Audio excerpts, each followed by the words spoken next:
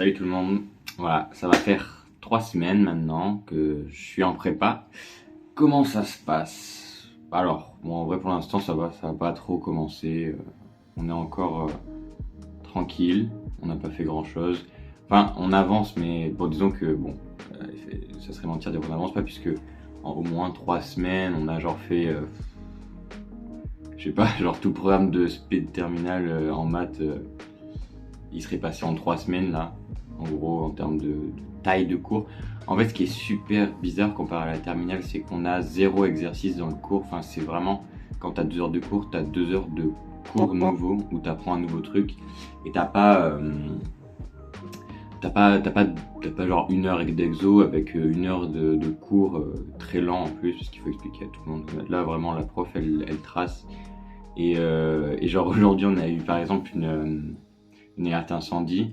Et le temps qu'on remonte dans la salle, elle avait couru dans tous les escaliers et elle était rentrée dans la salle. Elle avait commencé à recommencer une démo alors que en fait personne n'était dans la salle. Genre juste elle a continué le cours alors que personne n'était encore dans la salle. Donc bon, ça c'était un peu chaud. Sinon là on a eu un premier DS vendredi. Bon, je vais peut-être essayer de faire dans l'ordre. Effectivement donc lundi de cette semaine-là, donc donc le troisième lundi.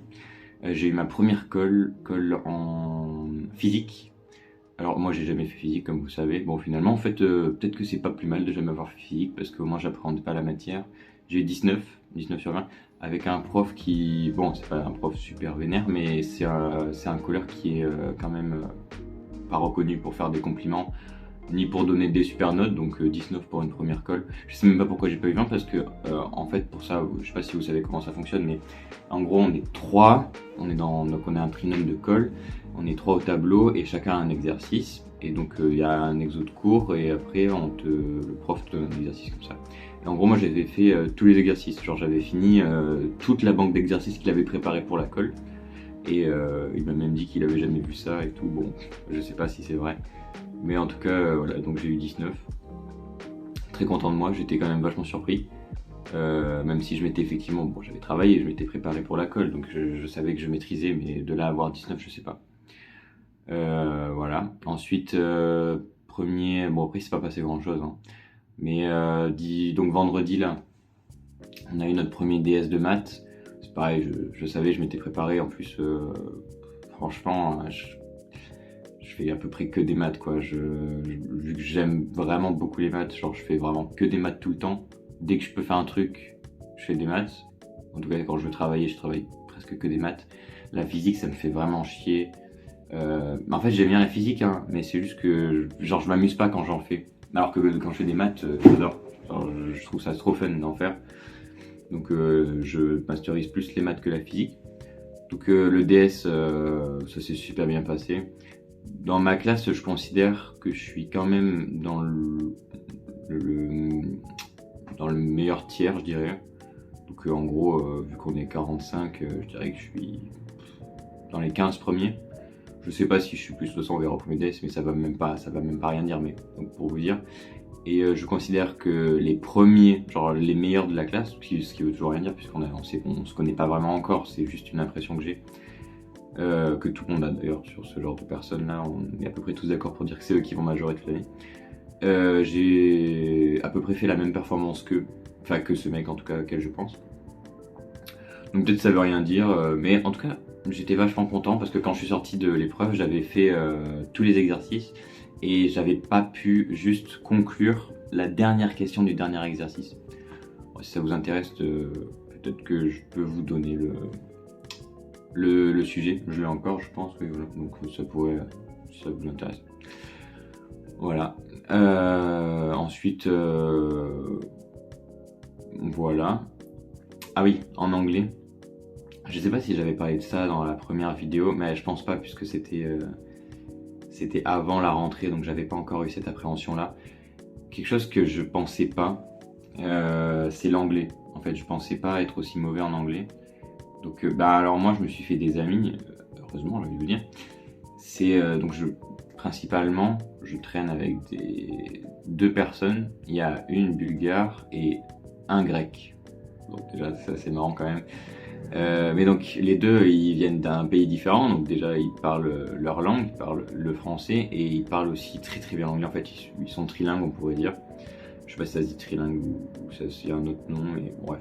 Donc ils sont excellents en anglais. Globalement, j'ai une classe de, s'ils sont pas bilingues, ils sont au moins B2 plus quoi. Donc vraiment une classe, ils comprennent tous ce que le prof dit. Bon ouais. Donc moi, ça me met un peu mal parce que j'ai jamais vraiment eu de prof en fait d'anglais.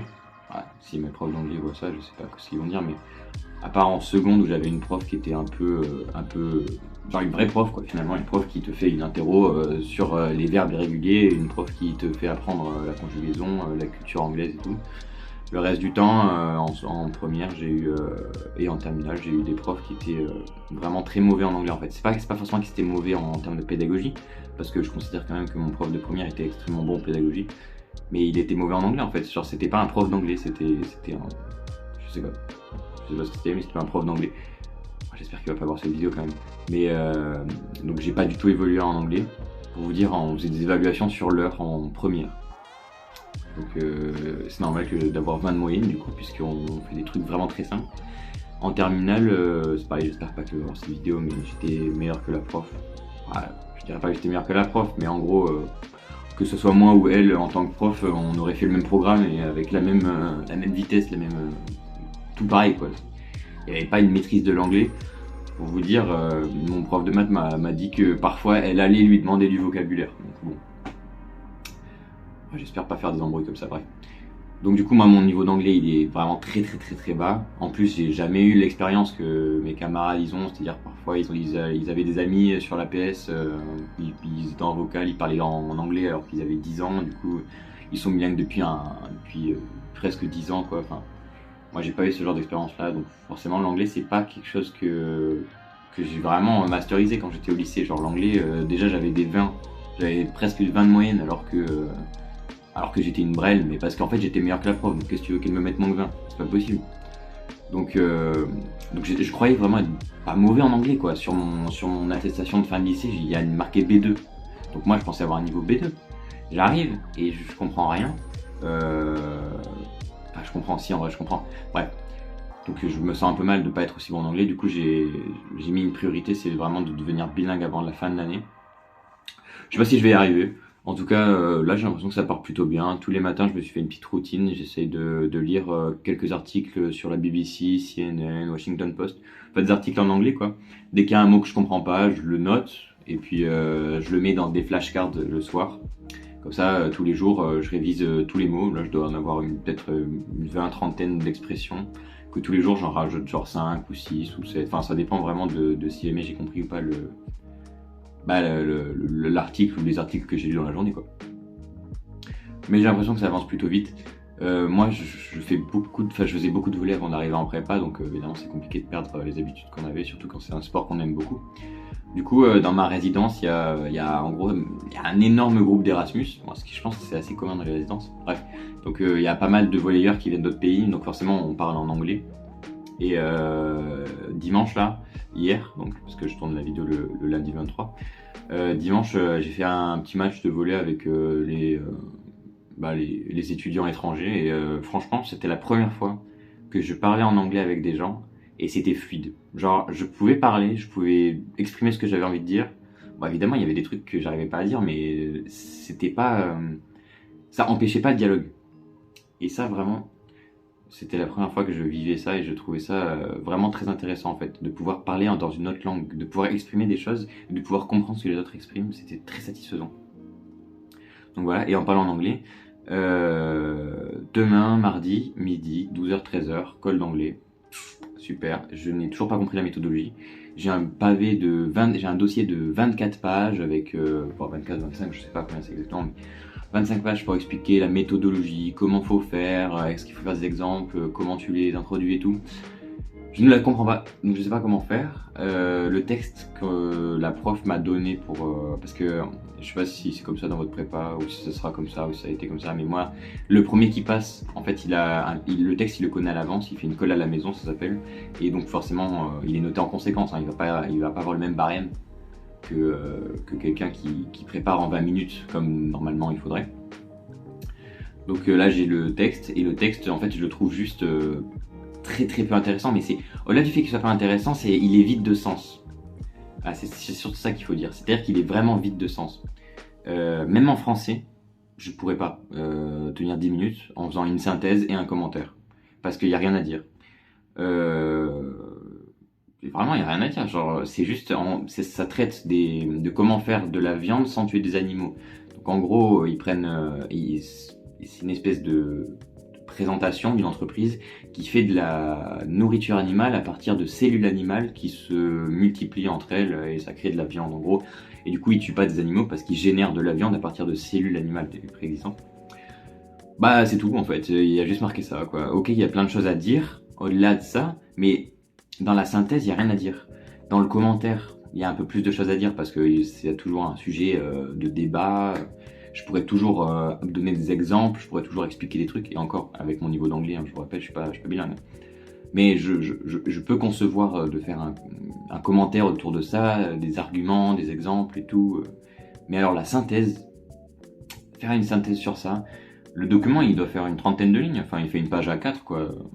Logique, mais c'est 30 lignes qui sont pareilles, qui se répètent en fait. Finalement, il y a aucune valeur ajoutée par ligne.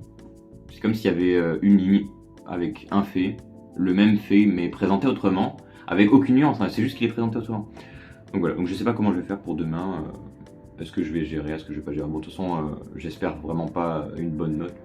Si j'ai 8, ça me va. Bah 8 encore, je suis... Non, 5 ça me va. 5 ça me va, 5 ça veut dire que j'ai réussi à me présenter et à parler en anglais. Ça me va. Bon voilà. Et après, programme de la semaine, vendredi, DS de physique. Là je suis pas autant confiant que pour ma colle parce que c'est sur tout le chapitre qu'on a fait.